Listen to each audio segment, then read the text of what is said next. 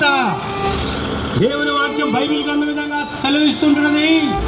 ఇదిగో ప్రజలందరికీ కలగబోయే మహా సంతోషకరమైన సువర్తమానము.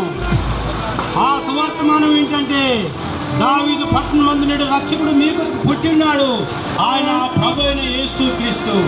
ఈ లోకంలో ప్రతి మానవుడు సంతోషముగా, నెమ్మదిగా, సుఖముగా జీవించాలని కోరుకునేవాడే.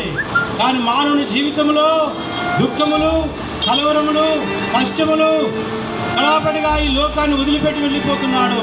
బైబిల్ గ్రంథం సెలవిస్తా ఉంది, ఒక మనుషుని ద్వారా పాపం ద్వారా మరణము లోకంలో ప్రవేశించినది. అలాగనే మనుషులందరూ పాపం చేసినందున మరణం అందరికీ సంప్రాప్తమాయను. అయితే ప్రభువు యేసు క్రీస్తు వారు దేవాది దేవుడు మానవుని ప్రేమించి మానవుని యొక్క దుఃఖముల నుండి, వ్యాధుల నుండి, అనేక కలవరం నుండి, ఆ యొక్క పాప జన్మ కర్మ పాపను మానవుని విమోచించడానికి దేవుడే ఈ లోకానికి నరుడుగా వచ్చాడు.